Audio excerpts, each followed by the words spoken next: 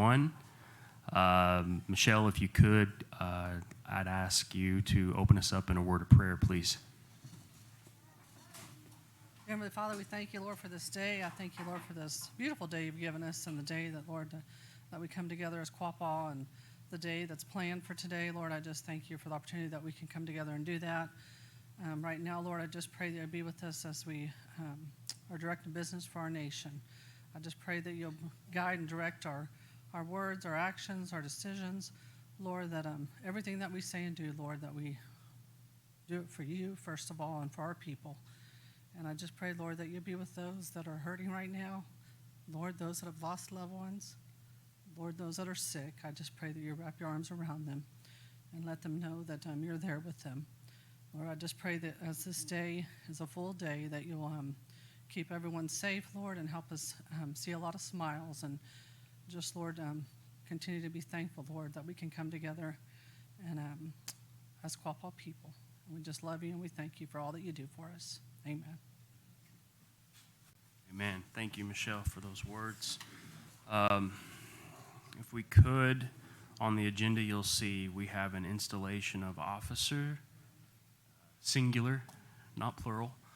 And at this time, if we could have a representative of the election committee come forward and you can stand Right in the middle, Zach. Right in the middle. You can be the spotlight. You have to be right in the middle. Are you ready? All right. If you'll repeat after me. I, Zach Turley, as a business committee member, do solemnly swear that I believe and support the policies of the Quapaw Nation and the laws of this tribe. I further solemnly swear that I will work diligently towards the goals and objectives of the tribe, and heretofore commit myself fully to the responsibilities of this position for the purpose of which it was established. Congratulations, and thank you for your continued service. thank you. And thank you to the election committee as well. Having to read my vows in front of everybody. All by yourself. Okay. Now we move down to roll call and declaration of quorum. Mr. Secretary Treasurer. Jeremy. Present. Michelle. Present. Zach. Lloyd. Guy. Present. Callie. Present. Joseph. Present. We have a quorum. Mr. Buffalo is not with us this morning. He is dealing with family matters, so we ask that you keep him and his family in your prayers, thoughts and prayers. Thank you.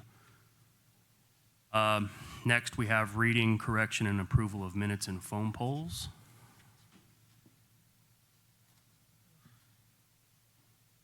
Move to approve. I have a motion to approve by Mr. Barker. Do I have a second? Second. Second by Zach. Any discussion? Yes. Okay, Callie? I would like to see that the phone polls are split amongst nation and gaming, and that the recordings are universal amongst them all. Okay. Part of that discussion is splitting the phone polls that we have between gaming and tribal government side. Anybody have a problem with that? No? Okay. Any other discussion? Okay. All those in favor signify by saying aye. Aye. All those opposed? Any abstentions? Motion carries, and the phone polls are approved. Next up, approval, disapproval of treasurer's report. I make a motion. We have a motion by Michelle. A second. I'll second. We have a second by Callie. Any discussion? No discussion. All those in favor signify by saying aye. Aye. All those opposed? Any abstention? Motion carries and the treasurer's report is approved. Approval, disapproval of directors and subcommittee reports submitted in our packets. Move to approve. Motion to approve by Guy, Second. second by, I think I heard Callie. Any discussion? No discussion. All those in favor signify by saying aye. Aye. All those opposed? Any abstention? Motion carries and the directors and subcommittee reports are approved. Dropping down to our accounting report, our Tribal Chief Financial Officer, Mr. Eric Boone. Good morning, everyone. Good morning. September wrapped up fiscal year 21 for the government. September was a good month. We received $4.2 million in revenue, bringing our total for the year to $28.2 million. Actual expenses out of the general fund was $2.46 million for September, bringing our total for the year to $23.8 million. Tribal member health benefits in September, we paid for $309,000. Total for the year was $4.8 million. Social services benefits in September were $194,000, bringing our total for the year to $2.48 million. And our education benefits paid in September were $165,000, bringing our total for the year to $997,000. So just under $1 million in education benefits. Our total distributions from our tribal enterprises for the year were $3.6 million to the general fund. Does anybody have any questions? Perfect. Thank you. No questions from us at this time. I know that we still need to pass the fiscal year budget in the next year. So we're going to be amending the agenda and then calling you back up during the discussion portion of that, just to give you the heads up. So good report. Thank you. Next up, subcommittee reports, Elders Committee, Gracie Good Eagle.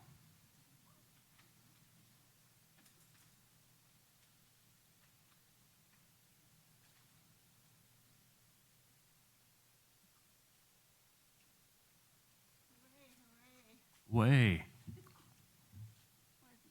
No, this is not my report. I just gathered everything together here. Gracie, could I ask you to, there we go. Thank you.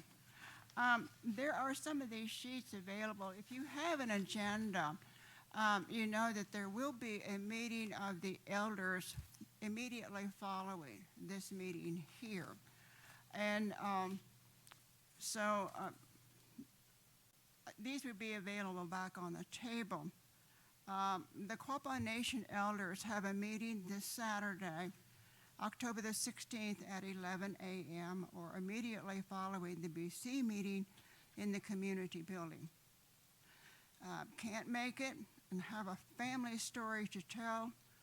If so, we want to hear from you. We are in dire need of retaining our culture, and one of those ways is through our own O-gah-pah family stories. So tell us your family Quapaw traditional ways. Please contact us by email or hotline. We have our own hotline now. So you can help us in our mission. Tell us your name, leave your contact information, and if you are using the hotline, go ahead and tell us your story now. All those who participated will be entered into a drawing.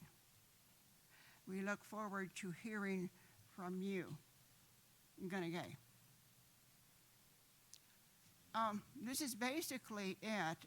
The elders, because we haven't been able to go on any trips or things coming up, we have not been idle.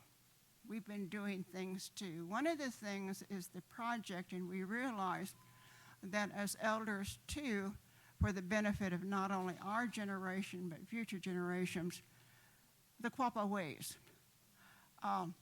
We want to keep those alive.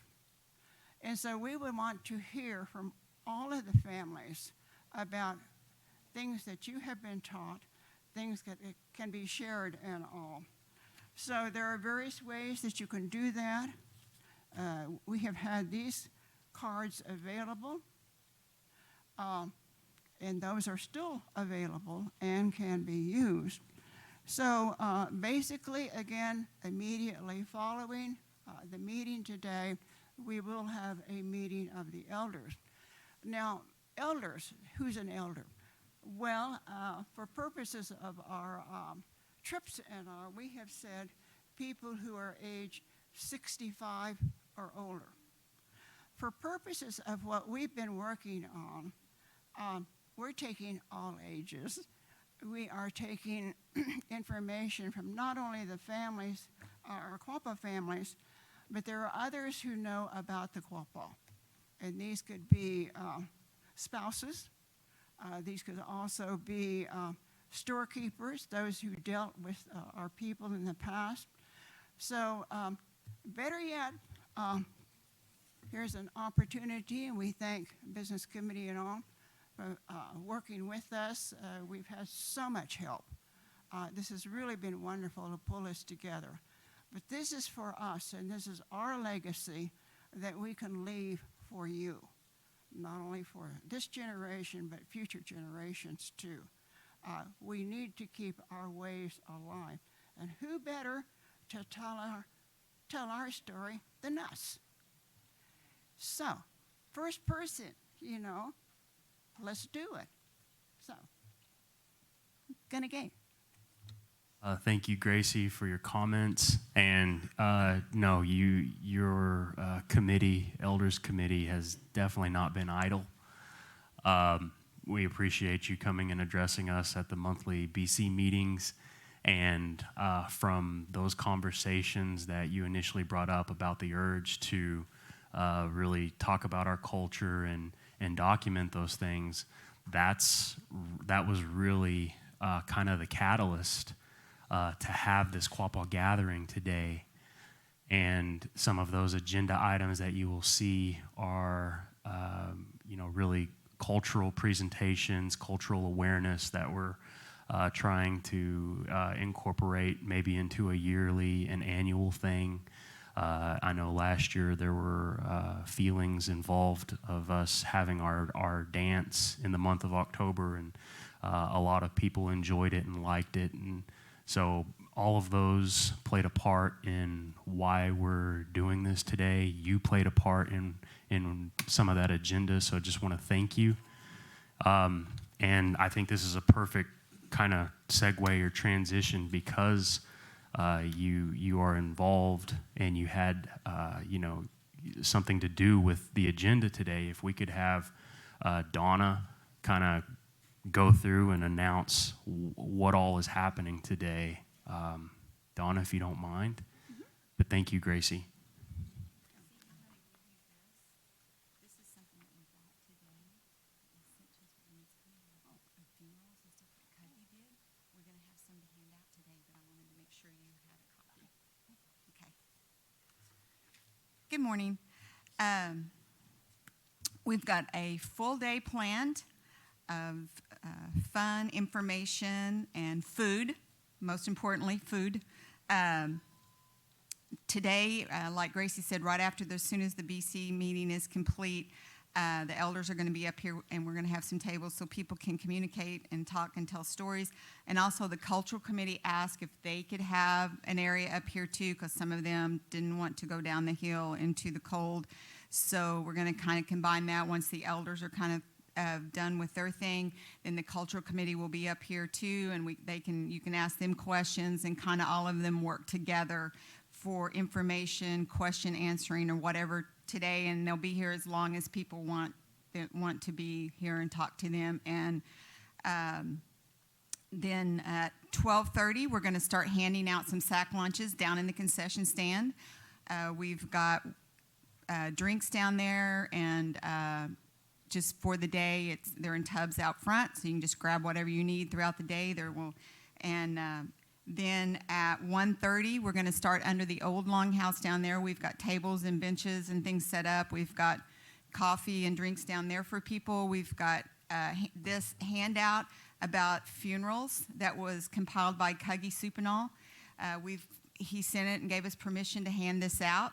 So we've got copies of this for people today, because some of the questions and stuff that we get here about that is, well, from people that, maybe didn't grow up around here or trying to get back into the culture is, well, how do we do a funeral? Who do we ask? What do we do now?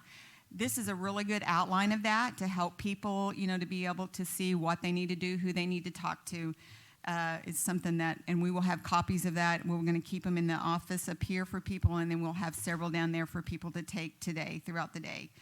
And then we'll have, Chairman is going to do a welcome at 1:30 and kind of break down. These sessions are going to be like very informal. We're going to have, the first panel is like from 1:50 to 3:15. It's going to be all about our funeral services. And Everett and Jeremy and Joey, there's several of our people that do our funerals that are the ones we go to, that we rely on, that have strengthened that tradition. They're going to be down there explaining things about the fire, about how you dig the grave, about why we do things. And this is your time to ask questions, because, and don't be afraid to ask questions, because that's the only way we're going to be able to carry these traditions forward. We've got to ask questions. So that was kind of one of the reasons that this activities today came into being. We've got some of the cooks that are going to be there too, explaining the food and the meals, how things are done through that area. And then at 3:30 to like 4:30, Betty's going to talk about the pottery and about the history of the Quapaw pottery and the different types of material they use to make pottery with. And I think she's going to have some stuff on display for people to see. So that's going to be going on. And then we're going to have some people that are going to be down there with some shawl making and some beading. And they're going to have some tables set up so you can just walk around and just kind of ask questions. And if whatever we've got, you can sit there and have conversations with them. So if you know of anyone today after hearing what we're going, that you think, oh, I need to call somebody in my family and say, hey, you need to come down here. Here's your chance to ask questions and to find out some of these things, that please do. We know this was kind of a short notice when we put this together, but I feel like that we've done pretty well and got some basic things that we've been hearing here to start with, and questions. And then at 4:30, we're going to have a dinner, and we're going to hand out food again from the concession stand. And then at 6 o'clock, we're going to have some intertribal dancing. Sean Ellick's been in charge of getting that together and getting singers. And it's just going to be intertribal dancing. That was another thing that we have heard here and been questioned and have heard comments is about, they love the powwow and they love it, but we have so many things that we have to do structurally wise to make sure the contests are done in this. People are like, we just want to dance. We just want to dance, and not have to be rushed and not have to be when we only get this, And so that's where, kind of talking to Sean, and we decided we're just going to do intertribals, couple hours, 3 hours, however much the crowd lasts and the people want to dance and to be here. Hopefully it's not going to get as cool as early as they're saying. But anyway, that's kind of it. And it's kind of just up to you all and the people that are here on how long we go on the intertribal, on the dancing part of it. So that's kind of a breakdown of what's going to be going on today. Like I said, it's going to be a very full day, but I think it's going to be a very worthwhile day to spend with our culture and with our people.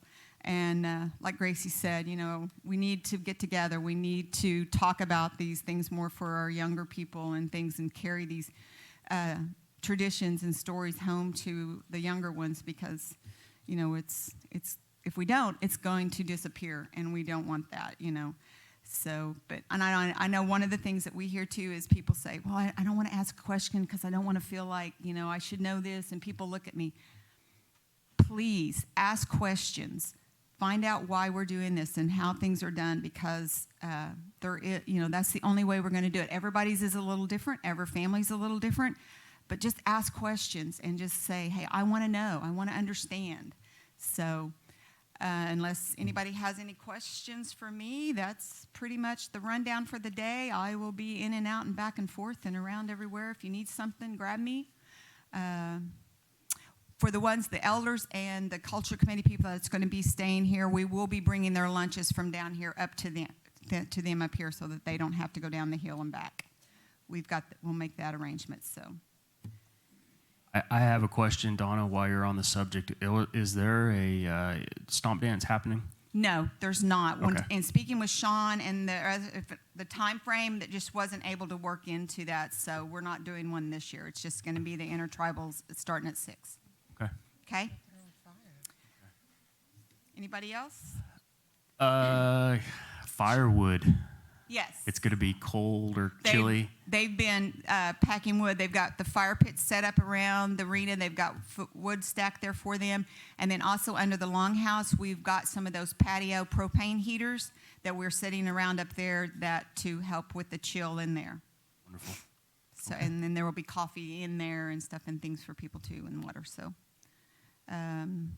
thank you for the info. Thank you for facilitating putting this together and organizing it. I know between you and the cooks, the cultural people, there's been a lot of hands that's went into the organizing this event and making this day a success. So I just want to say thank you for your hard work. You bet. I love it. I love being able to do things like this. So. Thank you. Mr. Chairman? Yes, sir.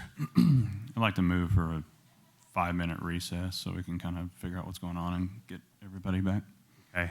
For those of you that don't know, obviously we're 2 BC members shy. They're tending to an elder that fell down outside. So if we could have a brief recess so we can see what's going on, and we'll get back to it.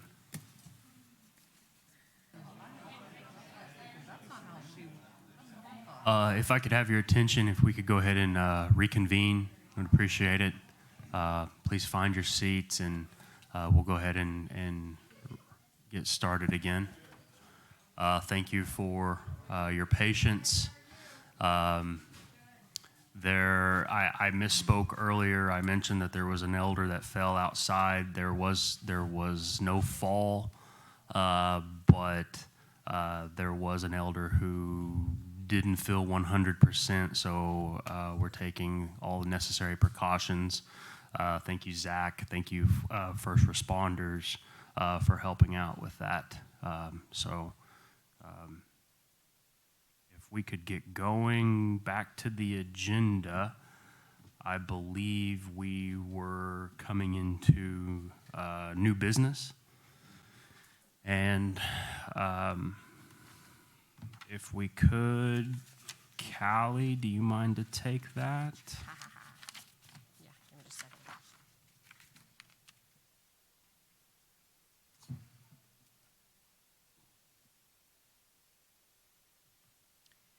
Resolution number 101621-A is a resolution authorizing the sale of the Quapaw Nation's restricted interest in chat in the bird dog chat pile located under the jurisdiction of the Quapaw Nation.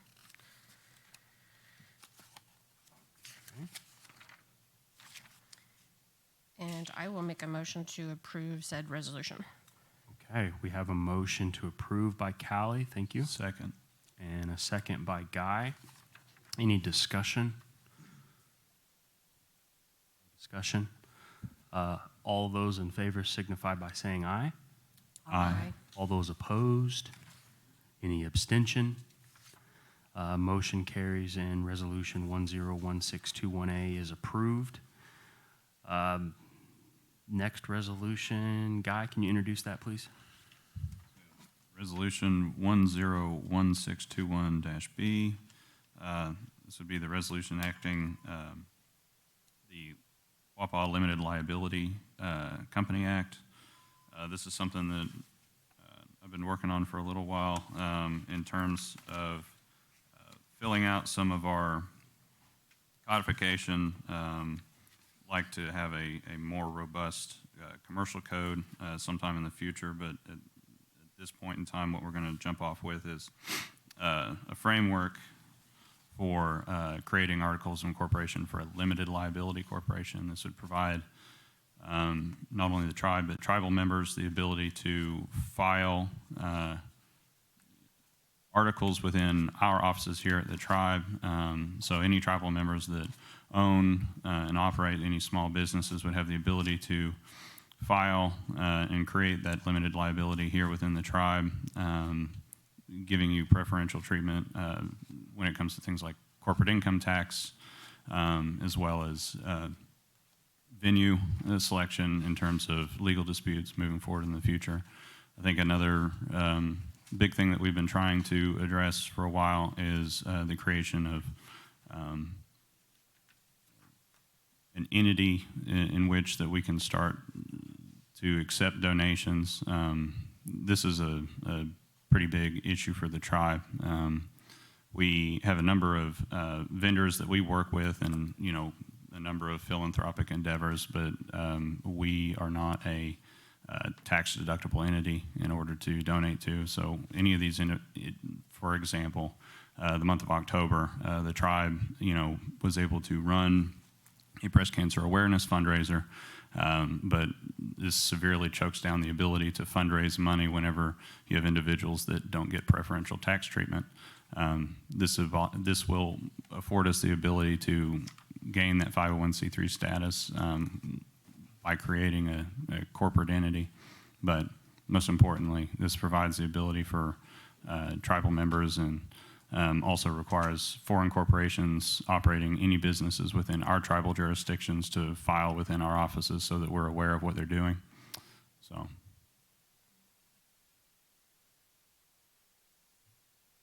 Move to adopt. Motion to approve. Second. A motion was put forward by Guy. Second came from Zach.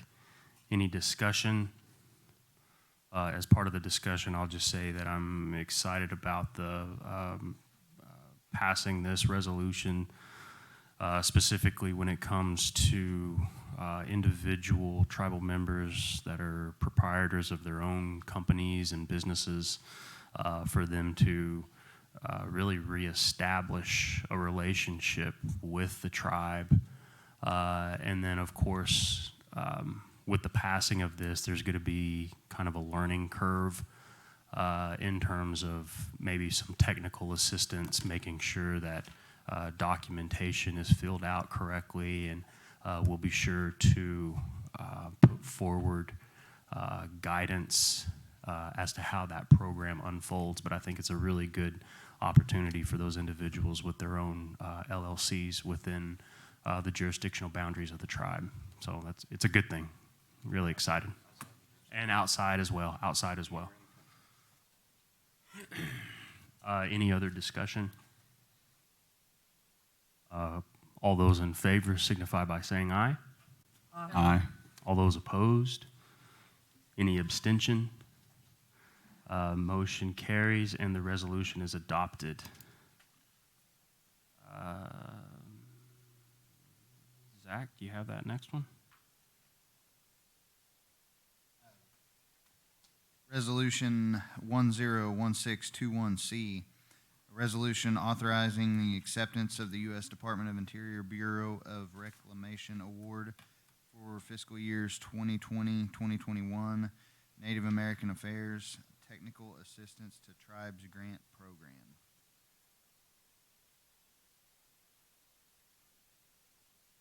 Move to adopt. We have a motion to adopt by Guy. Any second? Second. Second by Michelle. Any discussion? No discussion. All those in favor signify by saying aye. Aye. Aye.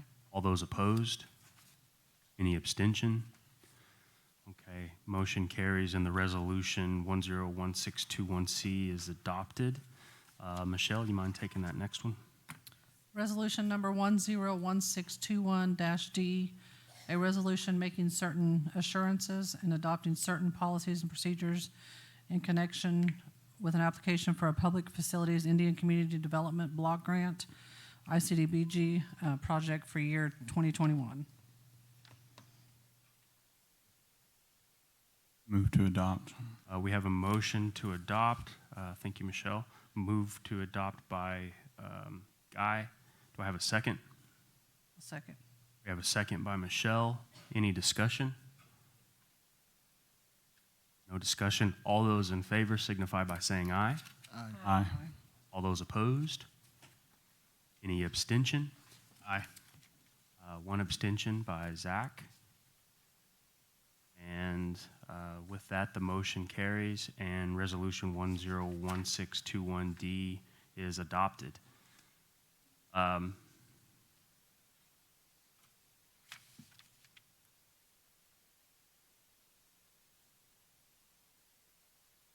As mentioned previously, whenever our tribal CFO gave his report, accounting report, it was mentioned, and really an oversight on my part, my apologies, our fiscal year 2022 budget approval needs to be put in the form of a resolution, and in order to do that, we need a motion to amend the agenda to include that resolution.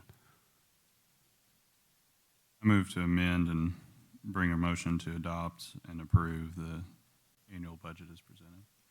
So we have a motion to amend the agenda and also to approve the budget as presented. I will second.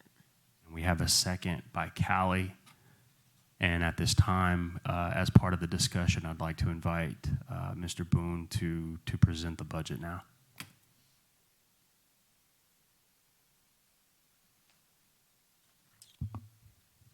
So a little bit of background for our audience.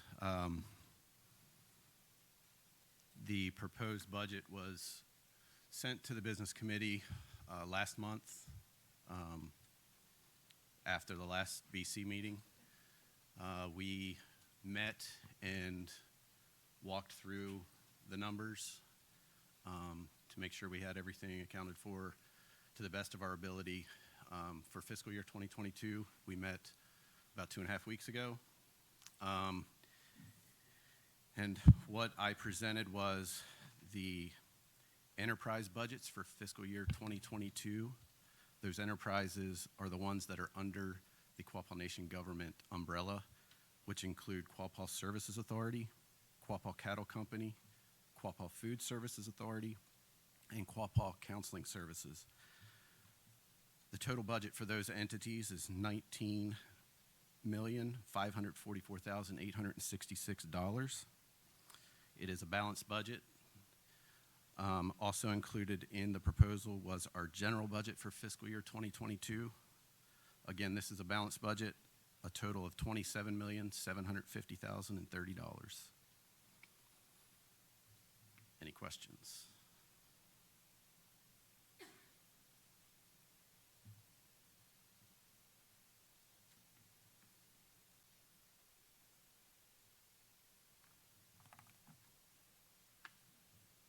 Can you give us the total amount again one more time, just to clarify? The general budget was $27,750,030. And as something that is at the forefront of, I guess, an overall goal for the tribe is a revitalization of our language project. And it's something that is directly tied to our culture. And, you know, that's one of the pillars, our mandates for preserving as an elected official is that. And I wanted to make that public announcement. I know it went out in the Quapaw Post, this previous publication, but we've carved out $1 million to go towards language and cultural preservation specifically. and it's something that's near and dear to my heart. We're looking at going full tilt on being able to fund that, and then move forward with some of these programs and initiatives in the next year. So be on the lookout for that. If you have any ideas or suggestions, I'd welcome those. But at this moment, I'm really excited about being able to put that amount of funding specifically towards that. It's earmarked for that. So thank you for putting that together for us. All right. Any more discussion? Call for the question. Guys called for the question, so all those in favor signify by saying aye. Aye. All those opposed? Any abstention? Motion carries as was amended to the agenda, and fiscal year 2022 budget is approved. So thank you. Dropping down, we do not have any purchase requests from any departmental heads at this time.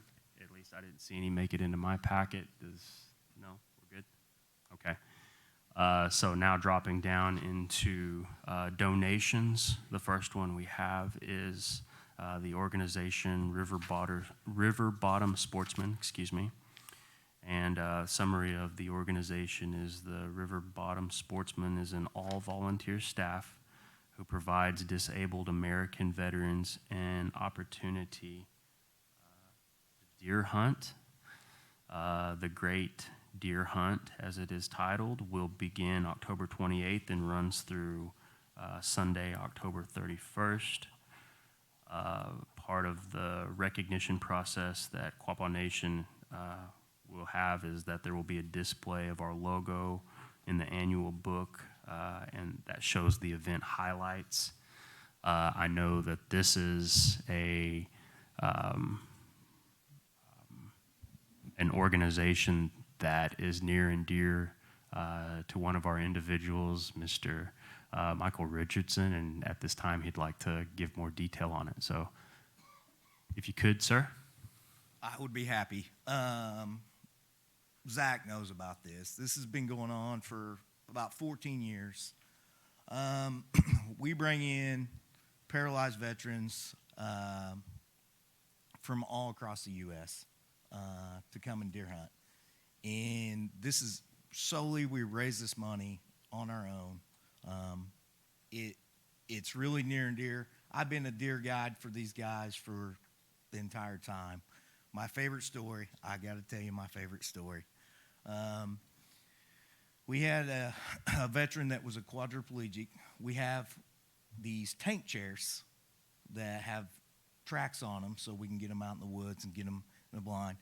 And he had a puffer, because that's how he moved his chair around. And his gun had a screen on it. And the only way he could shoot the gun was through his puffer. So it was all set up, nice. He killed the biggest deer to this day out there. So it's really special to me to see these guys. They're treated like kings and queens. We have a lady hunter. We have 4 veterans. A Native American veteran comes out and hunts too, because we have all these tribes around us, so we try to select somebody. But it's a neat event. You guys are more than welcome to come to the flag raising ceremony in Miami. It's downtown. If you've ever seen that big flag hanging downtown, that's the only time it's put up is during this event, and it's for those guys and ladies. So it's a special event to me. So, Can you elaborate on exactly what what kind of support you're looking for? normally we just ask for a donation, just Monetary? monetary donation. It cost us about $15,000 a year to do this event because we lodge them, buy their hunting license, put hunting clothes on them, and sometimes we have to bring in extra track chairs. So it's a pretty special event. The deer that was killed, Mr. Turley, was nice enough to do the taxidermy on the deer for Mr. Rambo.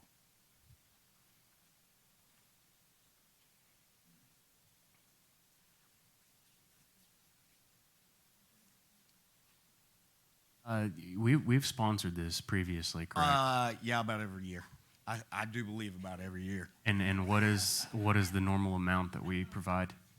I do not remember. Do you, Zach?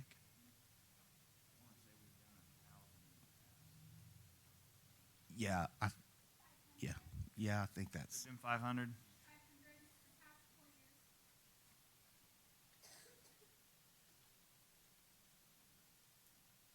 Move to donate 1,000. I will second. We have a motion to donate $1,000 to the organization and a second. Any discussion? No discussion. All those in favor signify by saying aye. Aye. All those opposed? Any abstention? Motion carries and the donation request is approved. Thank you. Thank you. Next up, did not make the agenda, So it'd be this one right here. but it did make it into our packets. This is Jesse Stapleton for the Delaware County Children's Special Advocacy Network.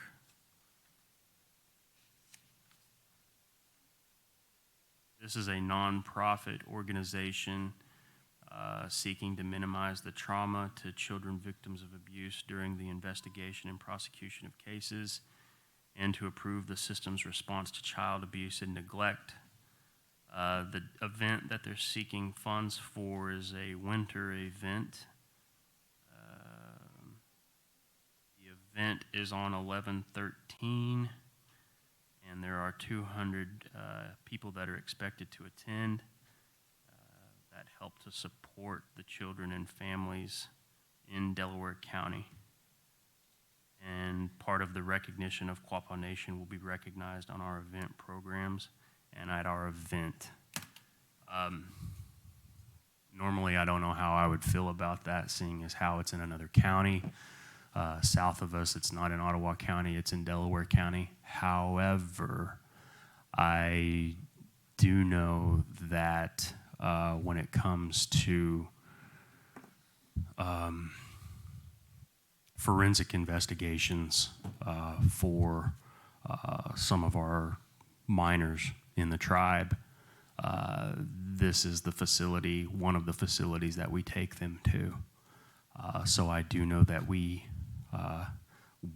whether it's through family services or whether it's through our court or even our law enforcement, those are all entities within the Quapaw Nation that utilizes this organization.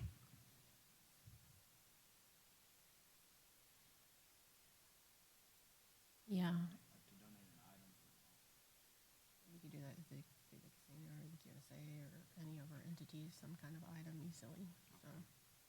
So their specific ask is for an item, not necessarily monetary, but something we can put in their silent auction.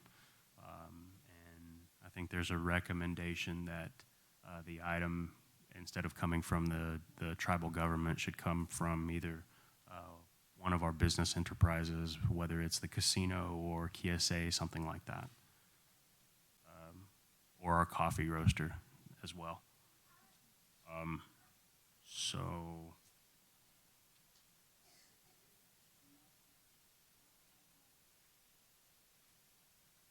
You make a motion to kick it over to. we want to make a motion to, I guess, a motion to transfer or a motion to have the request or the item come from one of the other business entities of the tribe and not necessarily come through the government today. Everybody okay with that? Yes, I will make that motion. Okay. We have a motion by Callie and a second by Zach. Any further discussion? Discussion. All those in favor signify by saying aye. Aye. All those opposed? Any abstention? Motion carries and donation request is transferred for approval.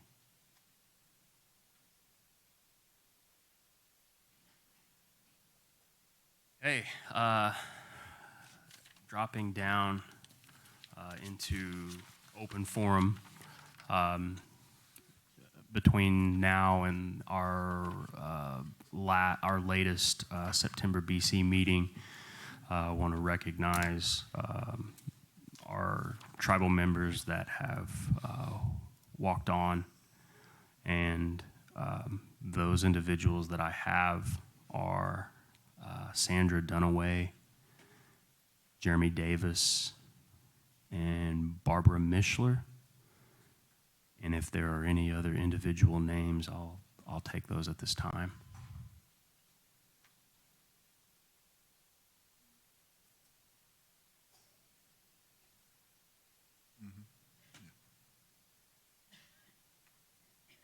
I want to go ahead and include Florence Sky in those as well, even though she's not a Quapaw tribal member. She was very part of this Quapaw community, and her absence is going to be felt. So at this time, I'd like to give pay reverence to these individuals as well as their families, and have a moment of silence, please.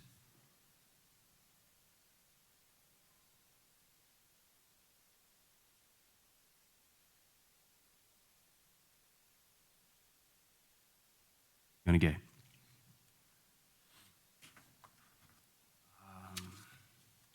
Donna made all the announcements. You know, we have a pretty full agenda at the conclusion of the BC meeting. But at this time, we're going to go ahead and open the floor up to open forum. Any suggestions, questions? Anna Berryman.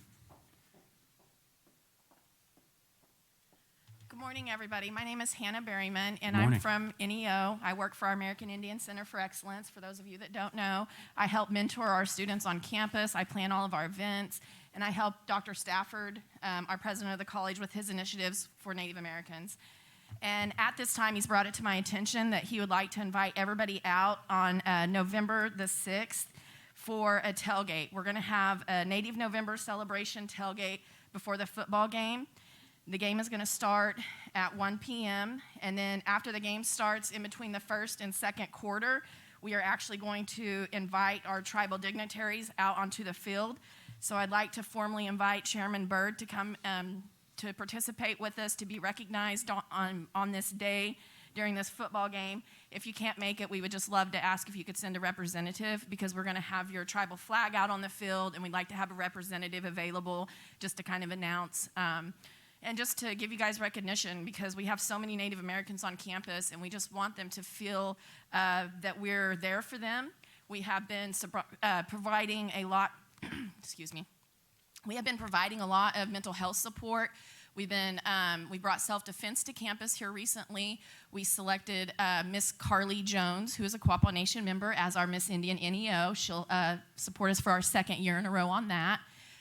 We're bringing equine therapy through the Modoc Nation to our students, that they can form a support group, and then we'll take them out there to the Horses of Hope is what that is.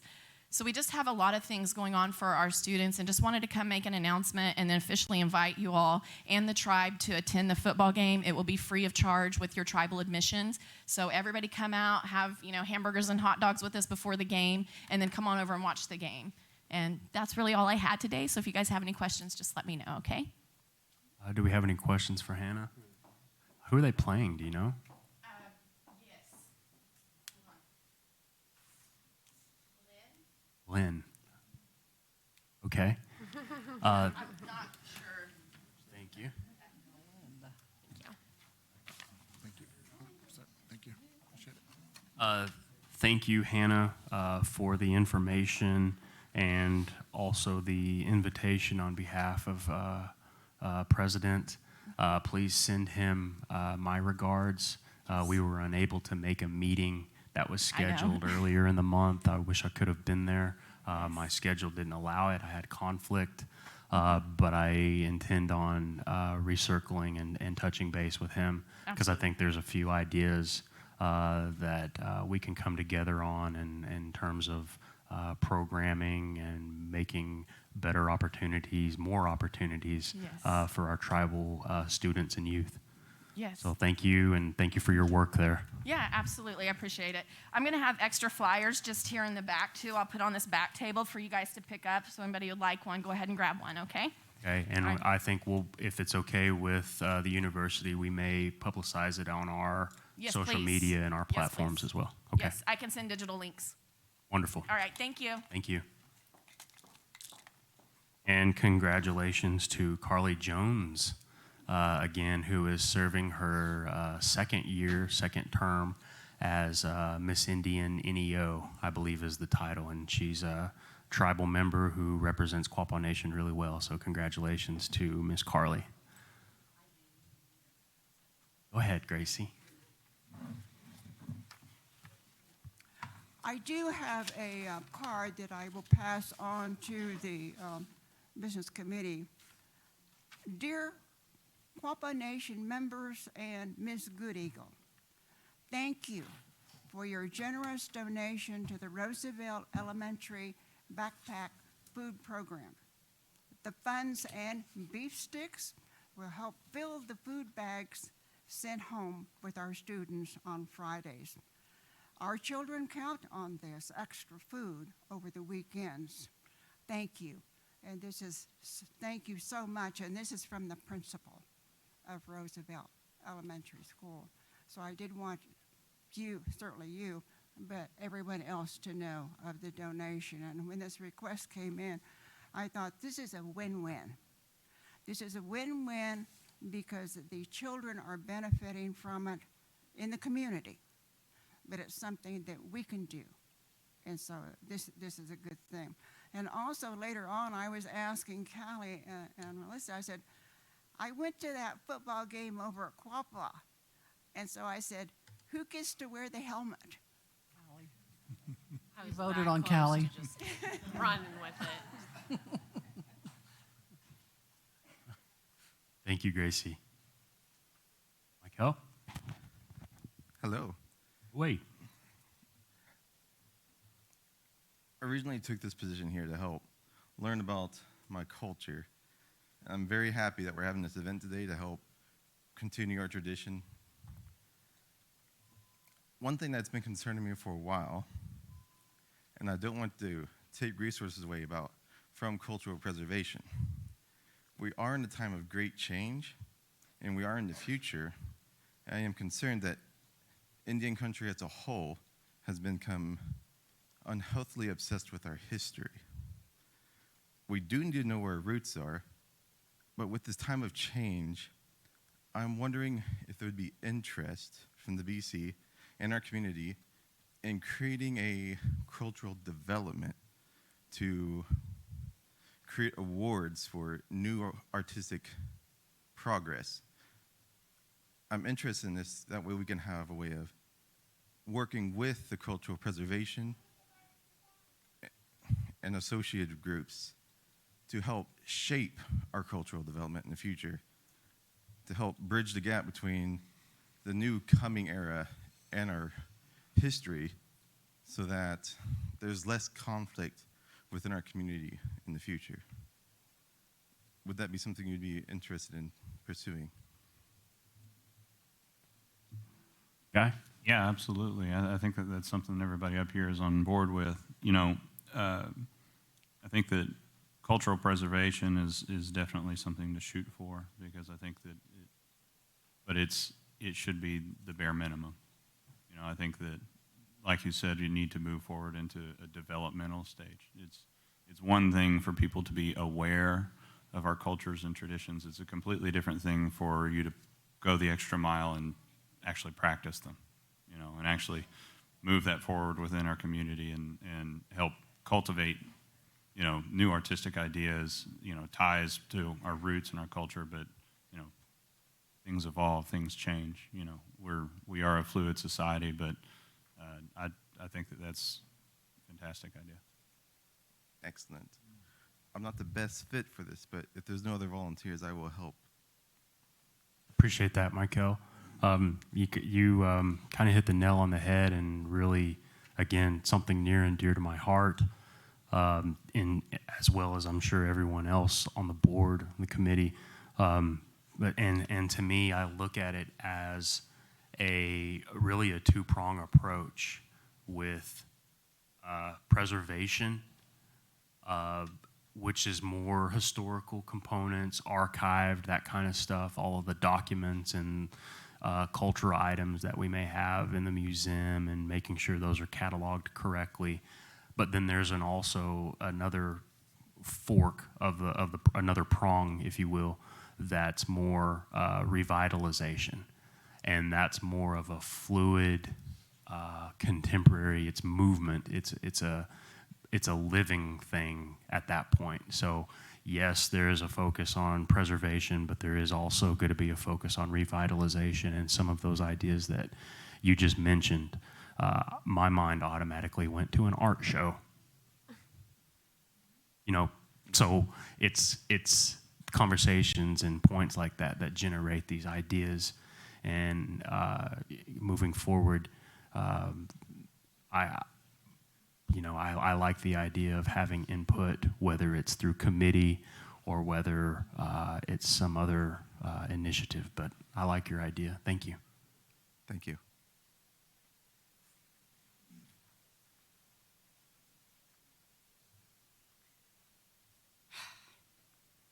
My name is Cheryl Sisk. My mother was Sandra Dunaway. I've been dealing with social services over the repayment of the funeral money, the $3,000. We don't get it because the funeral home will not accept it and reissue a check. I'm thinking, my mother paid this. She wanted it paid before she passed, so she had a peace of mind, and that's what we did. And she said, "You will get it back." We're not, but that is fine. I just want you to know that there are a lot of people that have prepaid funerals, and with those paid, they will not get reimbursement. So you may want to check into how it is distributed, and I've been dealing with Rachel and Patty Rice, so I think it needs to be checked because a lot of people have prepaid services. So if the funeral home, if it doesn't go to the funeral home for the funeral home to reimburse you, you don't get it. So, but that's fine. I don't have an issue with that. I just want this to not affect anybody else. Because I do know my two aunts have prepaid funerals, so. This is, you said you're Cheryl, right? Yes. This is the first I'm hearing of this. Usually it's something that's really facilitated through Rachel and Patty. And if that is a guideline that the EFA has implemented, or if it's a policy of the tribe, I'll definitely be taking a look at that as to at least figure out why those decisions were made. There may be a tax implication to that, and I'm not certain. Again, I'd have to look at it. But if there's any other information that the committee has. All I was told was they could not directly reimburse the family. It had to go to the funeral home. Okay. So, and I don't deal with funeral homes here. I'm out of state because she's buried out of state. So she was here, but she wanted to be buried next to my dad, so she's buried out of state. So I think that's where the issue came in. But I'm sure the funeral homes around this area deal with like that. But this funeral home wouldn't. So, but I just wanted it, not everybody lives in state. So, Chairman, may I say something? Yeah, please. I have, I didn't know about this situation, but I will say I was visiting with Patty not too long ago, and we were discussing an issue like this. And I do know our policy says that the funding needs to be paid to the funeral home directly. Right. And because there was another situation, and the funeral home had already been paid, Right. but they refused to like the tribe will pay them, but they refused to send the money back to the family, and it's all due to tax purposes. and that may be the issue this time I'm pretty too. sure that's it, I don't know. and, we don't agree with that, because if they're gonna get paid, it shouldn't really matter who they get paid for. They should, give the funding back Right, to the family, because but, I do know we paid this before she passed, Mhm. and it was put in a trust. When she passed, it came out of the trust, which that I understand too. But she wanted this all done before she passed, and we gave her a peace of mind. She was diagnosed August the 19th, and she passed September 24th. and I know it's not all funeral homes that are like that, but there are some that are like that, and Yeah. it's basically they're worried about their taxes. So, Right, and I understand that. But I just think that it needs to be checked with the tribe, Yes. because some people will be expecting it and then not get it. So, all Absolutely. right, thank you. I'll definitely put this on my list of priorities, our list of priorities, at least to figure out the reasoning why. Again, as Michelle stated, it may just be an issue with that single funeral home. It may not, but it's something that we'll try to address and look into. And if you could get with Ann here and give us your contact information, and we'll be happy to get in touch with you. All righty, Okay. thank you, And thank you, and sorry for your loss. thank you. Yeah.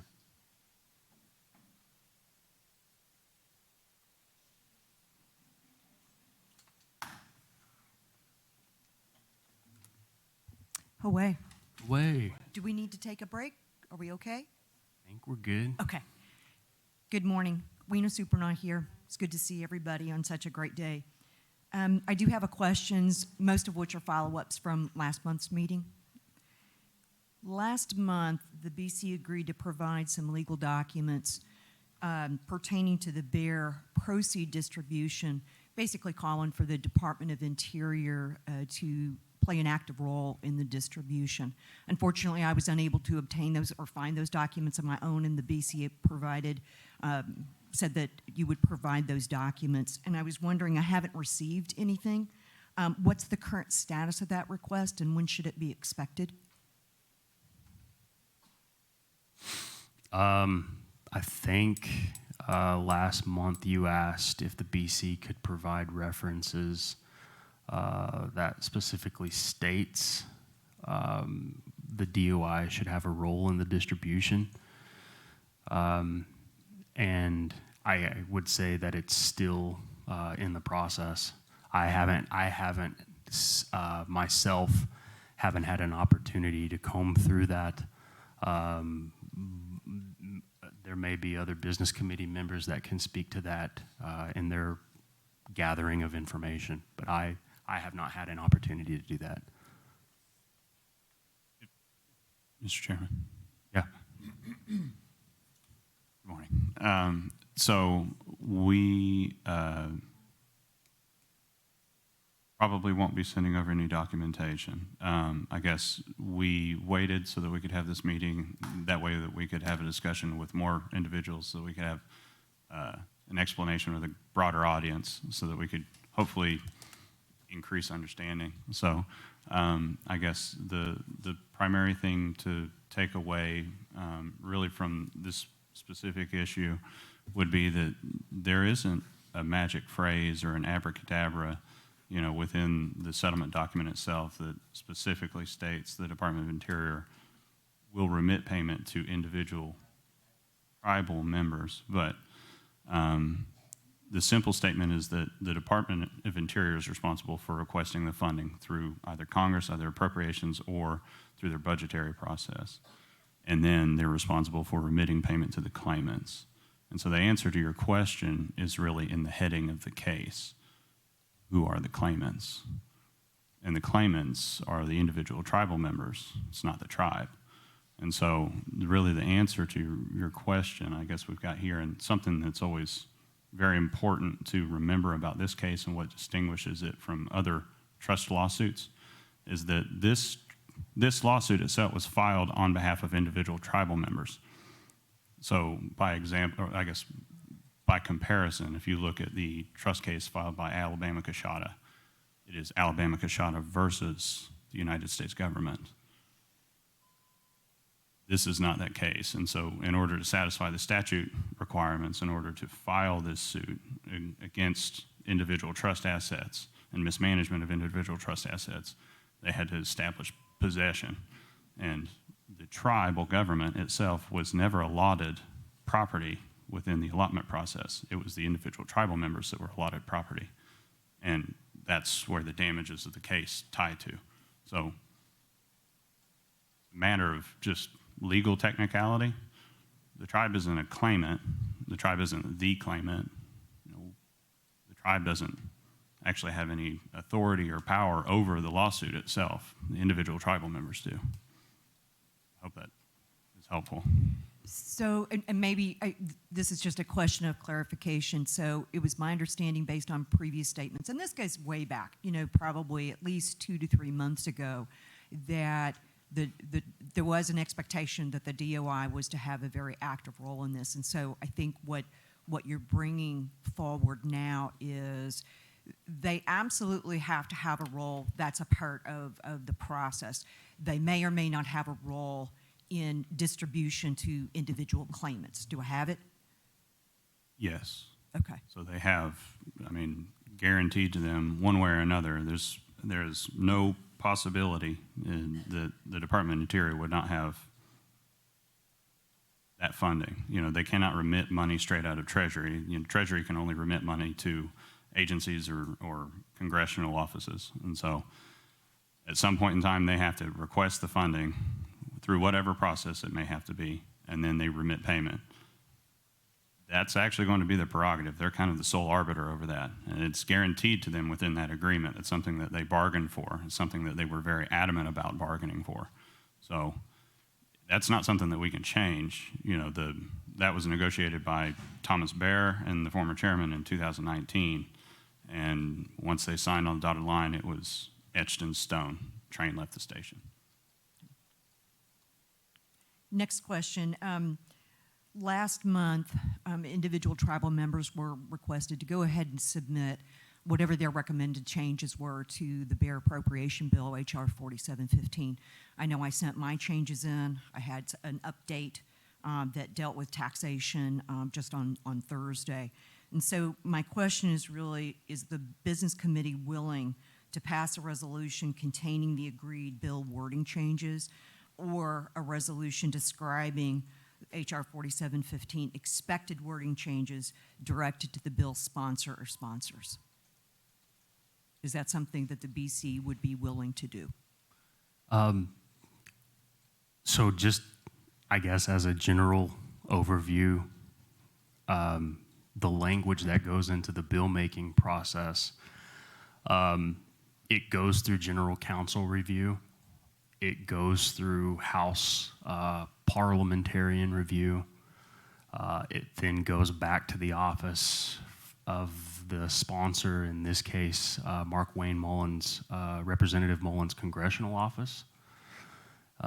Each stage of the process has attorneys that contribute to the language of the bill, which all derives from what we've discussed, the settlement agreement, the judge's order, and the judiciary review panel documents, the conversations that occur in Washington between the judiciary and the Congress. We're not privy to those communications. I can tell you that I've had personal communications with the judge, Wong, and I can also tell you that he agrees with an even distribution of the Bear settlement from Department of Interior. I can tell you that in my conversations with Representative Mark Wayne Mullen, Tom Cole and Senator Langford, they all agree that an even distribution from the Department of Interior is the best route to take. And I guess that really goes back to your previous question, is under the federal trust relationship, Department of Interior is the appropriate party agency to pay this. And in the conversation that we had last month, you asked if we'd be willing to take on changes in the short title, and that's what Secretary Treasurer opened to the floor, is changes in the short title. When you talk about the actual language body in the bill and your suggestions that you made, I think that there is very passionate wording and very, you're advocating for all the things that we want to advocate for. But, and I guess this goes back to the part about the civics, and that is you can't include findings of your own as what your suggestions included. The findings that are contained in the bill are legal findings that Congress ascertained from the Court of Claims process by way of the federal judge that went before the Judicial Committee, which then referenced all legal facts and findings of Congress. So it's, I guess the short answer to your question is no, I don't want to pass a resolution containing the agreed bill wording changes because I do not agree with them. And coming from the House parliamentarian, when we asserted this bill and really the drafting process, their language is, you can't put appropriation language into an authorizing bill. It doesn't work like that. And that's what this is. It's an authorization bill. There's still steps in the process that have to be followed before it even falls into the Department of Interior's bailiwick. So there's still steps in the process that we have to follow before appropriations or even occur. So if I go to Capitol Hill and I make these suggestions in which you have suggested, although your heart is in the right place and the spirit is there, I think it's problematic because one, there's potential that it doesn't pass, but two, it really restarts the entire process over to have to go back through general counsel, parliamentary review, and then the counsel of the congressional office. And where we are today, a year down the road, once I've come into office, I'd prefer to go forward and not backward. So again, your short title changes and suggestions with us removing the word landowner, we definitely accept those. But any language suggestions that you have provided, I can't go to Congress with those. I don't feel comfortable with that. Chairman? Yeah. Hopefully I can clarify this a little bit. So I think I started when we've been doing these updates probably on a monthly basis in terms of where we're at in the status. And I think probably last December is when we had a discussion in terms of what the process was going to look like. As far as last fall, what we were trying to do was get ourselves an appropriations bill or language attached to the CR, which is a continuing resolution. Civics lesson, everybody. I know you don't want to listen to this, but so Congress has 12 appropriations bills that they are allowed in a fiscal year. They generally monopolize those with omnibus bills in order to avoid a presidential veto. Then, if they have remaining funds on October 1st at the end of the fiscal year, they have what is called the continuing resolution, where all the island of misfit toys and purchase requests wind up. And that's where we would wind up. We tried to get onto last year's CR, and we were kicked out by the House Office of Parliamentarian, informing us that we did not have prior authorization. The belief was that since the U.S. Court of Claims had yielded or rendered a final decision, that that would be authorization for appropriations and funding. That is not the case. So, in terms of Congress, their position is that as of 2012, they referred this to the U.S. Court of Claims. And that's as far back as their memory goes, and that's as recent as it is. They referred it to the U.S. Court of Claims to yield a decision. They have yet to acknowledge the decision. So, unfortunately, we had to bifurcate the process. This first bill is simply authorization, which means that Congress, by way of a piece of legislation, acknowledges that the lawsuit happened in the first place, acknowledged that there was a settlement amount and who the parties were and what the genesis of the lawsuit was, which would be the original House bill from 2012. And then it goes full stop. Because we were told if we give any directive language in there, any direction to pay, who pays, how it pays, what budget it comes from, whose office it comes from, what wallet, purse, wherever, it kills the bill. Once we get this bill passed, then we get to introduce a second piece of legislation, which is an appropriations bill. And then we can attach it onto a continuing resolution for funding, where Congress directs, I take that back. Department of Interior is authorized to request the money to pay their debts associated with this claim. But we have to give them permission to ask for the money first. The easiest analogy I could think of would be if your grandchild comes to you and asks if they can go to the store to get a piece of candy. Go ahead and go. Can I have some money to go get some candy? Okay, here's the money. But if they already have money and they come to you and say, can I go buy a piece of candy? Nope. You're not allowed to go spend that money that way. Unfortunately, we cannot do one without the other. We have to first have authorization. So that's why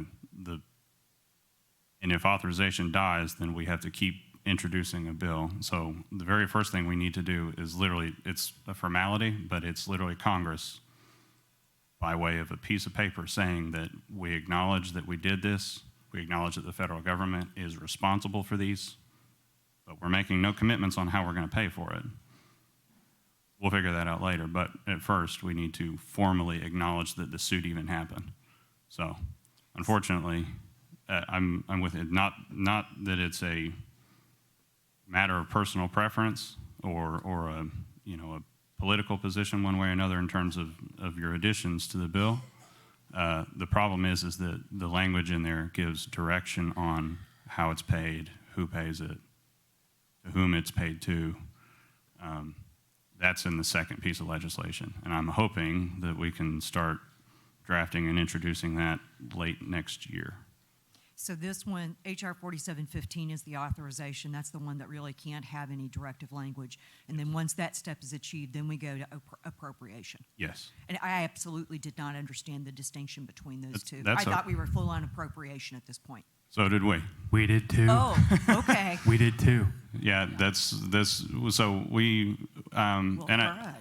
I understand I kind of have a tendency to just, rattle on. I think I started having this discussion last year, in December, January, and so I tried to explain the process, and I think that that's a very important distinction, is that this is a two-step process, and the first step is acknowledgement or, authorization. And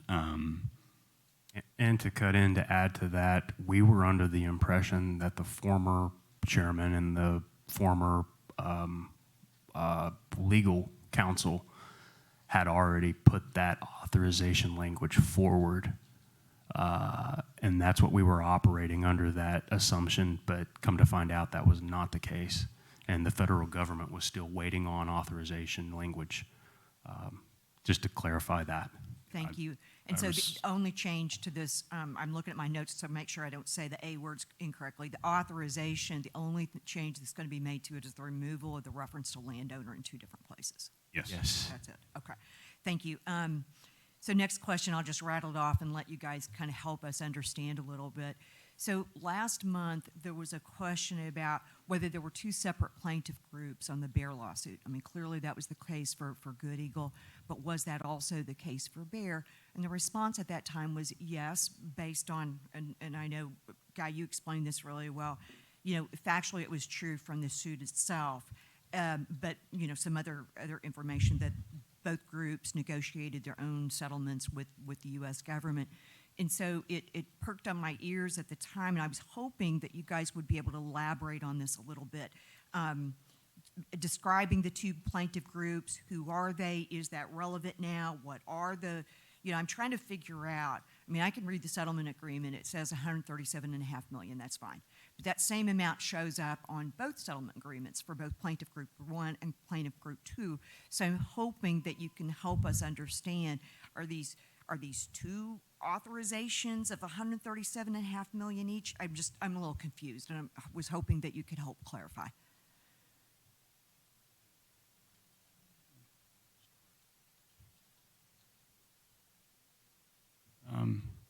So there are two classes of plaintiffs. If you look in the final settlement, actually in both the court level settlement, findings of facts and conclusions of law from Judge Wheeler, as well as the final decision yielded by the review panel and chief judge. If you go all the way down to the bottom, they have the list of claimants. Well, they have a summarized list of claimants. And claimant group 1 would be the living tribal members. And those living tribal members that accepted legal representation from the tribe, that the tribe would prepay and then would be reimbursed for, in the event of a settlement. And that legal representation was performed by Connor Winters and Nancy Missoula. Claimant group 2 was a group of plaintiffs or tribal members that were unhappy with their legal representation that split off and hired their own attorney. And that attorney would be my father. And then they negotiated a joint settlement in terms of Bear. It's a one pot of money. Good Eagle is two different pots of money.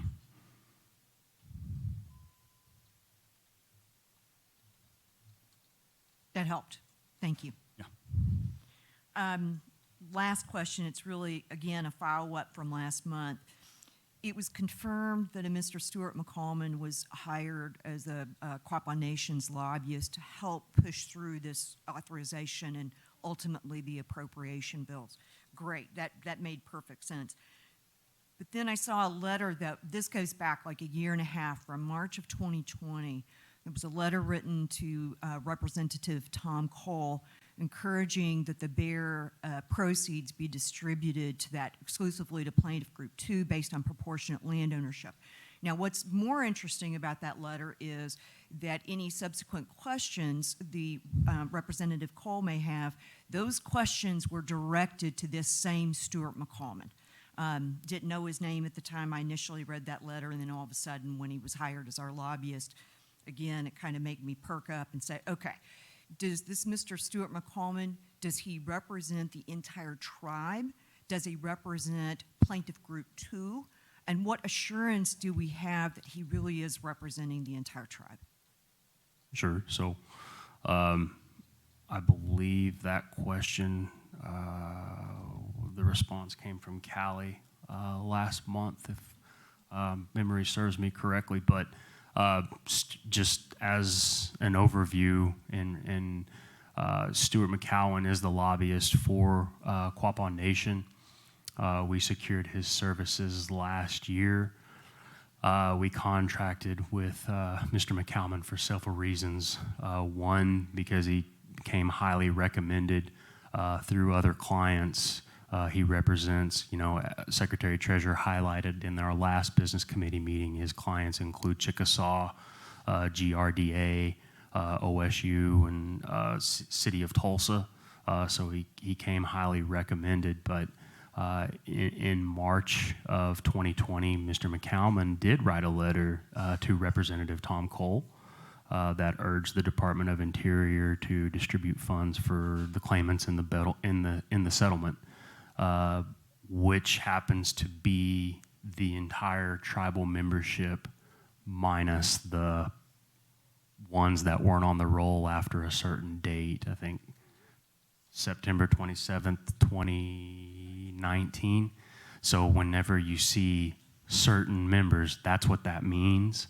I know that's not part of your question, but what assurances do you and the rest of the tribe have that Mr. McCalman represents the entire tribe and not just certain Quapaws?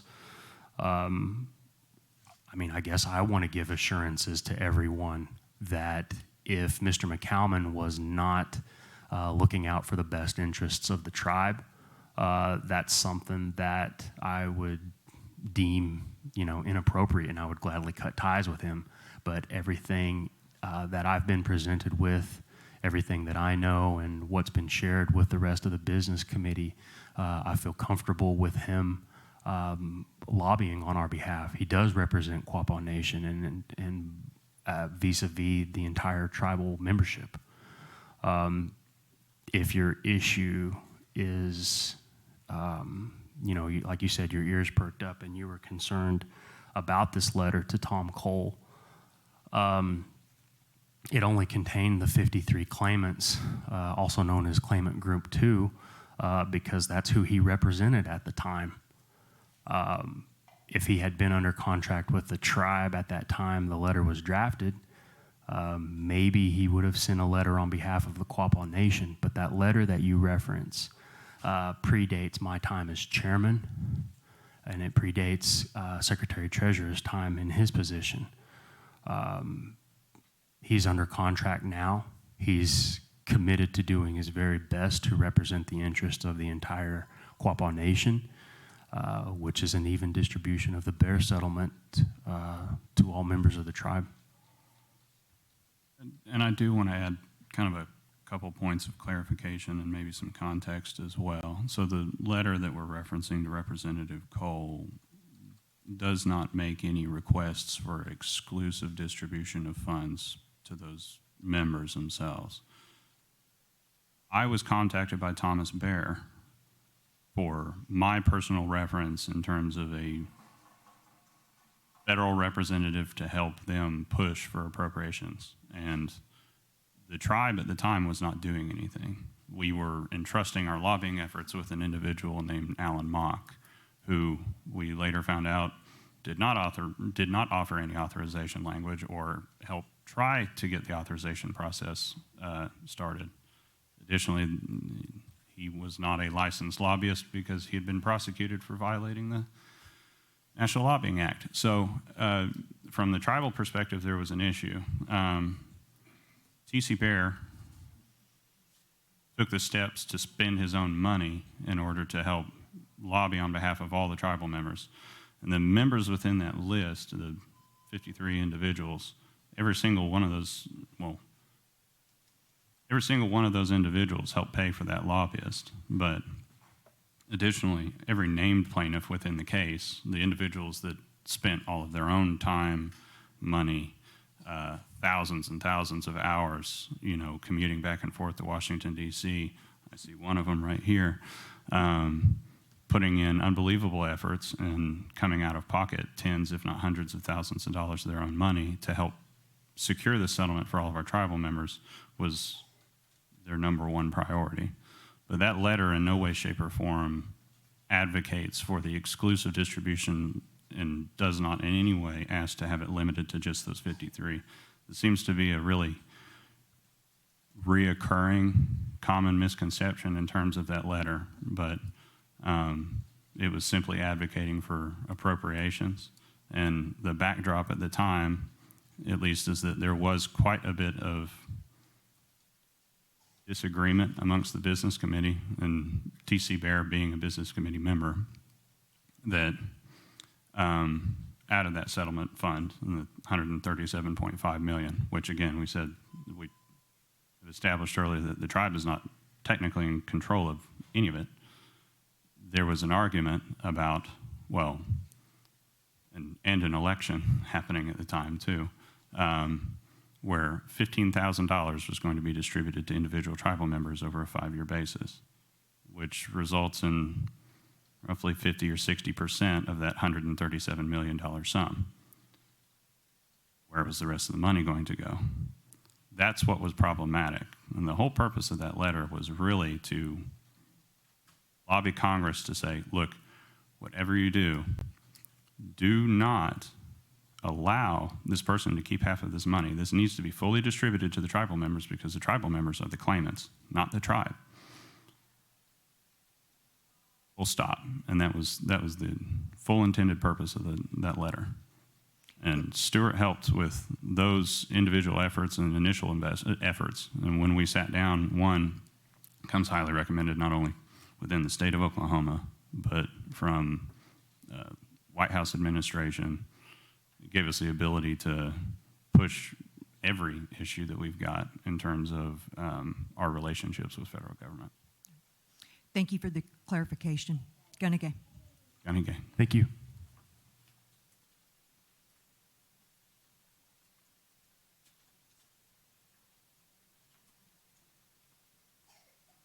Good morning, everybody. Morning. I just want to give everybody a quick update on Flossie Matthews. She's doing well. All of her stats are good. She's laughing. So she's doing well. I just wanted to relay that to everybody. Is she laughing at us or with us? Well, probably a little bit of both. You know, we love her. Thank you. Thank you.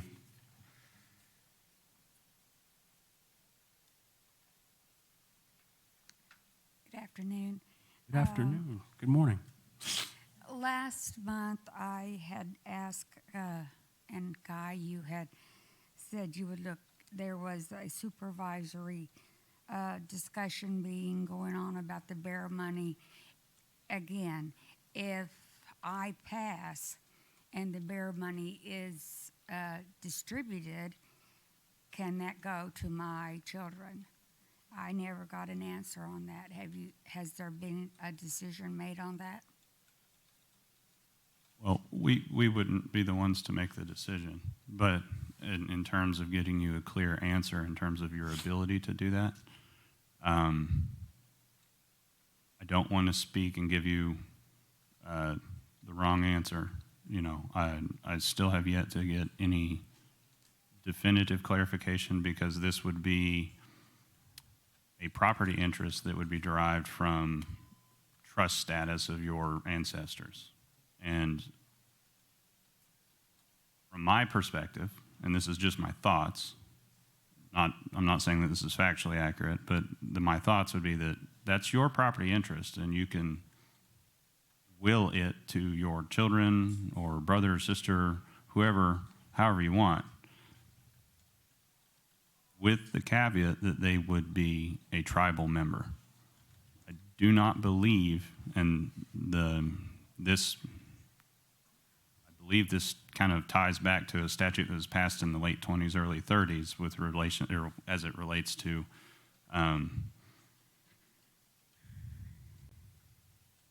the ability to inherit trust property for non-native members. And they had a large issue with this with the Osage Nation and their head rights. And the precipice for the book, The Killers of the Flower Moon, would provide an awful lot of information on that. But Congress acted and made it illegal for non-natives to be able to inherit trust rights, particularly those incomes derived from trust assets by non-native people. But you can deed that down to if your children or another heir of yours or family member that is a tribal member. It would be my belief that you would be able to have dead hand control over that within your will. Well, I know it has happened in the Good Eagle settlement.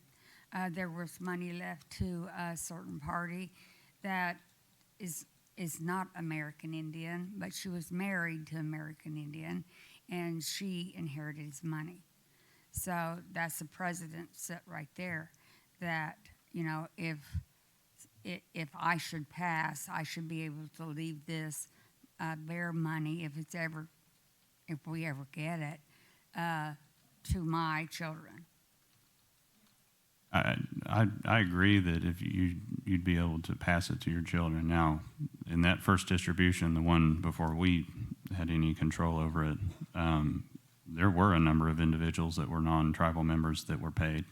There were even a number of individuals that were included in the lawsuit that weren't tribal members at all, which right in the very first paragraph of the suit in the petition states that you had to be a tribal member, and this is Good Eagle, of course, that you had to be a tribal member who owned land still held in trust within the reservation boundaries.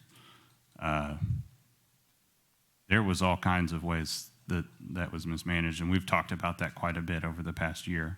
And I don't know that we would ever rely on that as being a precedent, but if you are talking about your family and your children specifically, so long as they're tribal members, I don't see a problem with it. Okay, Bonnie, if I may, Go ahead. too. To me, and this is in no way any legal opinion. It's just my own personal, perspective on the matter. I think you should have that right. As Secretary Treasurer mentioned, it's your property. It's value that you should be able to pass down or will to your descendants. Since you brought that question forward, I hadn't really thought about that up until that moment. And since that day, I've kind of been mulling around that idea of what you mentioned precedents being set. You mentioned precedent being set by the former administration to pay non-tribal members through the Good Eagle funds. That's one precedent, and of course that went against the language of the settlement itself and the order that came from the federal government. But what I'm interested in looking in is what was developed or what procedures really set precedent for COBEL management in terms of our recipients of COBEL able to do what you're talking about. And I don't know, I'm not a recipient of COBEL. I don't have that answer right now for you today, but it's something that I'm keeping in the back of my mind to ask these questions. And I really have no problem having that conversation with BIA leadership or even Department of Interior or members of Congress. So. Well, I have gotten my lawyer, and I have done a will, and I have done a POA. And in my will, it states if any further accusations of, any more money comes, that would come to me in my name, would be given to my children. And so there is a stipulation you can put in your will for that. It sounds like you're doing everything on your end to ensure that things are taken care of. And there's still in my cousins in Oklahoma City, I don't want to go into it, but there's so much fighting still between them and this Good Eagle thing. She said, they said, and some of them got, took the money and shouldn't have got any Good Eagle money and got it, and now there's family fighting between them. And I said, listen, I didn't give the Good Eagle money, so I can't tell you what happened there. But, there's really so much disagreement on who got what. But some people that bailed out of it shouldn't have even got it, and they're the ones that are fighting and saying, oh, well, I should have got what you got. No. You took the money and ran years ago when you had the opportunity to, but now you're coming back saying, oh, you deserve more. No, that's not the way it should be. And, but anyway, that's another subject. But back to the bear, I appreciate your thoughts on this, and I look forward to hearing from you on it. Yeah, your It's in issue. it's in my will, so Well- if I ever get it, I know I'll be well, I won't be under the ground. I'm going to get cremated, but my kids will get it. Well, hopefully we don't have to go through that process, and it gets distributed to you in your hands, in your palm, and you can make that determination as to which child's been good and which one hasn't. And I'll leave that up to you. Well, they're both good in my eyes, so. That's right. That's right. That's the way you have to look at it. Yeah. Thank you, sir. Thank you. Appreciate it. And thank you for asking that question again. It's something that's definitely in the forefront of once the authorization happens and we move to appropriations, what are the limitations and what can we do? Because the question of can you will it to someone? What are we doing with the minors? All of those things that even Weena brought up this morning. That's the point when we're going to have those crucial conversations and Yeah. have some type of consensus amongst us. Right.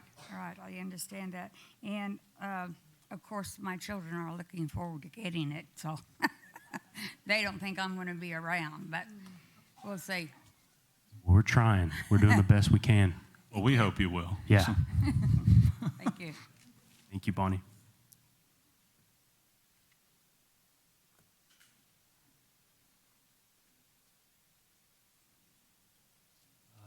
Any other questions? Anybody have anything to? Oh, we have the Zoom. Okay. On Zoom, I have Sean Ellick who would like to speak. I will unmute you. Mr. Sean Ellick. Hello. Can you hear me? Yeah, we can hear you loud and clear, Good Sean. morning. Good morning. Good morning. I just wanted to update you on the benefit game that we had last weekend. I was not able to attend because I was at Spavinall at a dance, but they said they had a really good turnout and they raised right around $6,000 for Billy and Katie and Blakeland. And the Crusaders ended up winning, they said. And update on Blake, she had her surgery on Thursday to remove the tumor. And the tumor itself, Katie said they told her it shapes like when neuroblastoma grows, it grows like a jellyfish. It has like little tentacles that wrap around the arteries and blood vessels and stuff. And there was a few that had grown like that on Blake's. But the doctor came out of surgery. It was supposed to last at least 8 hours, but it only took 3. They said that the chemo that she had, the 4 rounds of chemo, had done a really good job. And the surgeon was highly confident that he got all of it out. And they ended up leaving a couple of the little tentacle looking things that were wrapped around the arteries. And he told them that with round 5 that she will be undergoing this next week, I think it is, or the week after round 5 of the chemo, if there was any little bit of cancer left, that it would clean it up. And then they would continue with their plans for radiation, possibly after the first of the year, and that would help clean it up too. So she was supposed to be in ICU for 4 to 5 days, but they put her in a regular room after her surgery because she did so well during surgery. And Billy has been able to be in the room with her for the first couple of days, Thursday night and last night, because Katie wasn't able to be in there with her because she tries to nurse off Katie still yet, and she was MPO, so she wasn't able to nurse, so Katie wasn't able to be in there. But she has got to see her, and I've seen her a couple times on FaceTime the last couple of days, and she just right now they just got her on a high medication that it just kind of keeps her drogged out, so she's not trying to pull wires and stuff. But as of now, he thinks that he has got it all out. So we're just thankful for that. Thankful for all the prayers for everybody, and just want to have everybody continue praying through the rest of this process, and maybe we can get her home for Christmas, hopefully for a little bit, for a couple of days maybe. But I'm just thankful for the good news as of now. So. Thank you, Sean, for the update and really great news. Glad to hear the surgery went better than expected. And, you know, Blakeland's been, you know, on our prayer list in the last few months now. And, you know, the family, your family, Billy, Katie, continue to remain in our thoughts and prayers. So thank you. Thank you for that update. Thank you.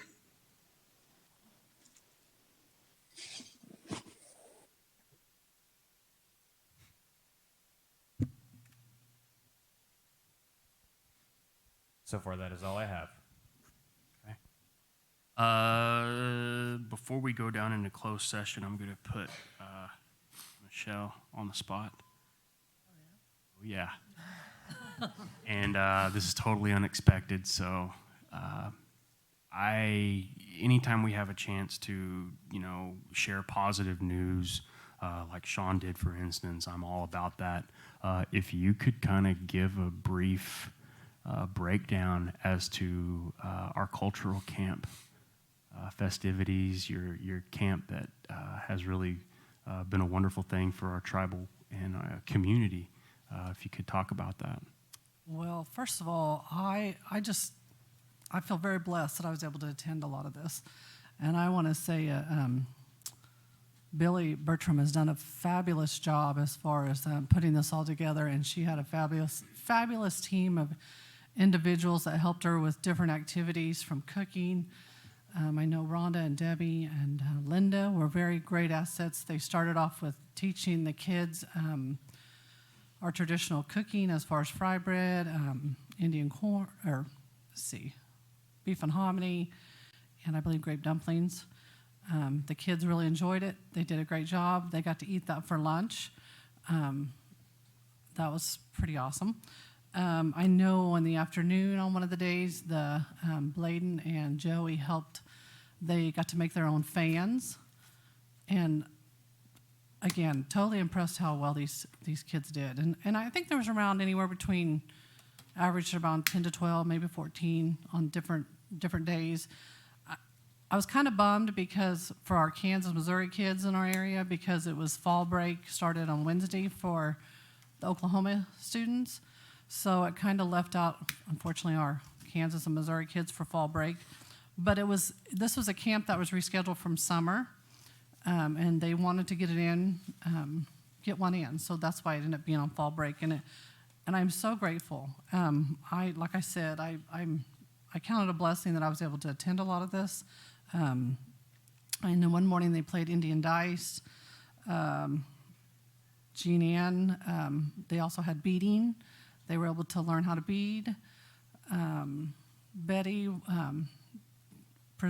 showed them. They got to make pottery. I think that was yesterday. The kids, I tell you, I've never seen a group of kids so just engulfed in learning. And one of the things that I was really, truly, I guess, really touched with, I think it was Jeremy and I shouldn't be mentioning names because I don't want to leave somebody out, but Joey and Bladen and Ace and Everett, they did a phenomenal job teaching and showing, and most importantly, sharing their stories on how they learned on starting a fire for our funerals and our dinners. I was very blessed, I feel like, to be there because I hadn't heard their stories, but mainly who they were taught by. these kids were so attentive. And what was neat was to be able to, for them to understand is that they're the next generation of fire starters or cooks, pottery makers, beading, and to be able to have these opportunities. I really believe these kids took home a lot this week, and I'm super excited about this growing each year, because I told them, these kids individually, I said, boy, I wish I had this opportunity when I was young to learn this. And I also shared with Grace and the elder committee that I think this is something that we should be able to do with all generations, because even as adults, we'd love to learn how to make these things and participate. And so I just say a huge kudos to everyone that helped this week at camp, because it wouldn't have happened without all these individuals. And you can I just really sense the sincerity of the teaching. They were all very excellent teachers, and I learned a lot as well. So like I said, I'm excited for this to grow. Hopefully next summer, I know to be able to open it up to where more kids can come from all around our area. And not only that, just continue with our cultural committee and have events every month. So I'm just thankful that I got to go. So Thank you, Michelle, for those remarks. And sorry to put you on the spot like that, but I wanted to highlight that. Anything else in open forum? Or do you have a closed session? I actually have open forum. Okay. There has been some amazing things that have happened in the past couple of months, and it goes along with the huge kudos. For example, I have to give a huge shout out to Lauren Cusat with what she's done with the Hackathon gift shop. It is phenomenal. It is showing what the local artists within our tribe, she's got ribbon skirts, she's got pottery, she's got beaded bags. It is amazing how much that gift shop has changed. And I want to give a huge shout out to her about that. And then the other thing, I didn't know about this, and mind you, I haven't been paying much attention to what's happened within the past couple of months, but a big shout out to our higher ed department. They are doing phenomenal work. One of the things that I didn't know that happened was they have a professional development fund. So those of us that are already graduated, that are out in our fields, we could actually receive funding to get certificates. So for example, the higher education department actually paid for my director's credential. And I wouldn't have been able to come up with that $800, but they were like, yeah, not a problem. And within a week's time, they had my paperwork approved, had a check ready, and I was able to get my my director's credentials. And I don't know if anybody else out in the world, out in our internet world, and knows about this, but it's one of those amazing perks that finally it's happening, where our professionals are being supported.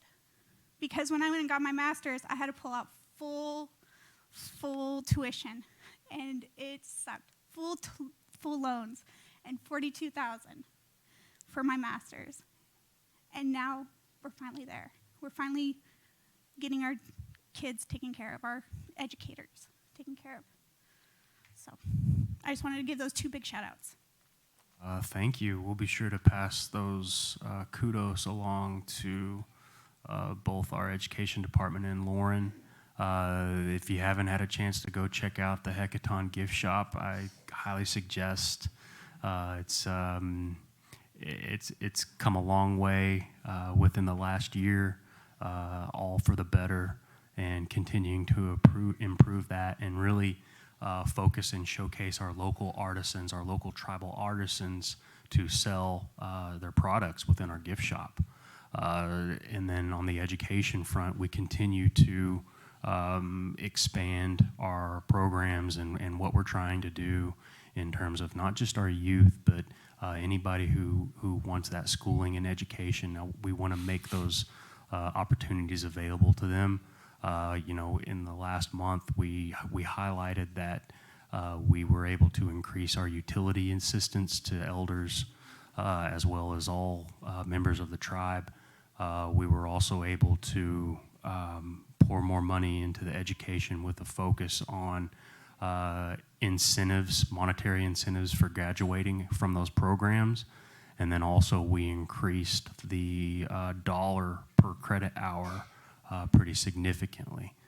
So as we move forward, we continue to expand on that, and it's really, really a good time. So thank you, Heather, for bringing those up. Appreciate it. Mr. Chairman, if I may add, and I want to apologize in case I forgot somebody at the camp that helped, but again, just a huge thank you to everyone that helped, because I know Billy greatly, greatly appreciates it. Also wanted to mention too that through her funding, it doesn't support feeding the kids, which is kind of odd, but we were blessed to have the Quapaw Casino provided a meal, a lunch, and Downstream provided a lunch, and I believe the ladies donated to provide the traditional meal. So again, I don't want to leave anybody out, but it took a group effort to put this together, and it truly was great. And again, I want to say thank you on behalf of Billy, because I know she really appreciates it, and she did a phenomenal job as well. So. Thank you. Yes, please.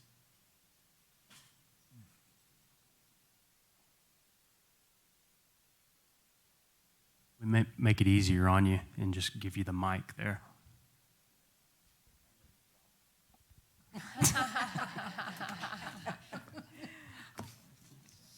I'm Mary Keegan. My mother was born Sky, and I just wanted to thank the council for all the support that you gave to me and my family. I got to thank you as individuals during that time, and I just wanted to come publicly and tell you how much that was appreciated. And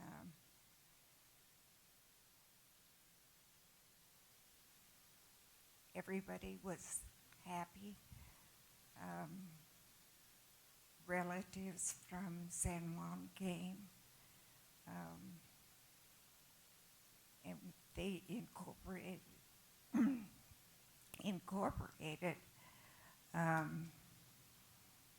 the San Juan or O-gah-pah funeral processes that they go through. And I just want you to know that myself and my grandchildren, my children will appreciate that. Okay. Thank you for those remarks, and even throughout, those 4 days, 5 days, there were some good words and some good expressions felt by everyone. And you're right, even though it was a sad time, there was still a really good feeling all around. And that exchange between two cultures, Quapaw culture and Okiowinge, man, it's powerful. It's powerful stuff. And I feel very fortunate to have been asked to be a part of that. So I want to say thank you to your family as well. And still in our thoughts and our prayers as you move forward with that process.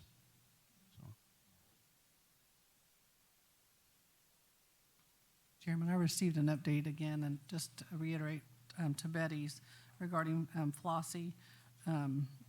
JR said that they did do a CAT scan and they'll get the results soon, but she's smiling and laughing. Her blood pressure's good, her blood sugar's good. They said she had the vitals of a teenager, but he says he thinks she's going to be okay, and just wanted to let everybody know thank you for your concern, and just to let everybody know and update them. Thank you. Thank you for that update. And thoughts and prayers with Flossie and her family too.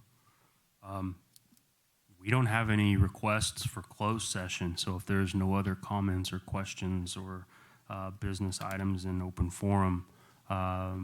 Seeing none from the crowd or the Zoom, at this time, I'd like to ask Jeremy to close us out in prayer, if you could, please. Yes, sir.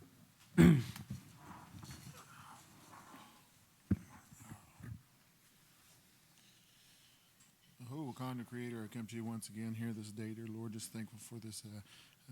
Got to witness the sun come up over the horizon here this morning.